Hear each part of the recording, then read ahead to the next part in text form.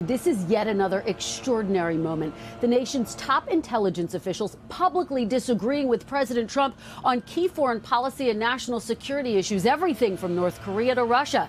And it comes at a critical moment with a major summit on the horizon.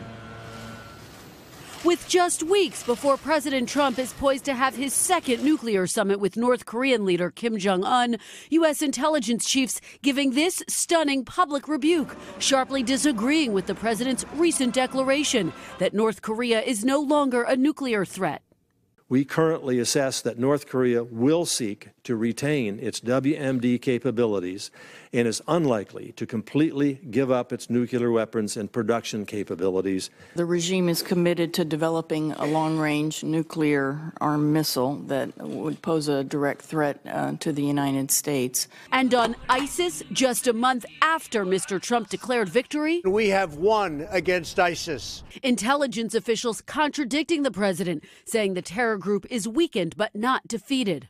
While ISIS is nearing territorial defeat in Iraq and Syria, the group has returned to its guerrilla warfare roots while continuing to plot attacks and direct its supporters worldwide. And already the president pushing back this morning, tweeting, "When I became president, ISIS was out of control in Syria and running rampant. Since then, tremendous progress made, especially over last 5 weeks."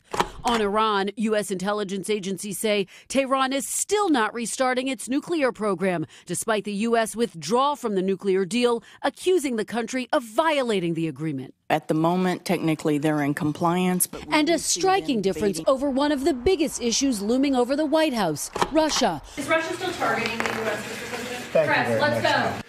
We expect Russia will continue to wage its information war against democracies and to use social media to attempt to divide our societies. The president again this morning tweeting about North Korea. Kristen, what's the headline there? Well, Hoda, the president is shifting his tone on North Korea this morning after his previous declaration that the country no longer poses a nuclear threat. Today, tweeting, "Decent chance of denuclearization. Time will tell what will happen with North Korea.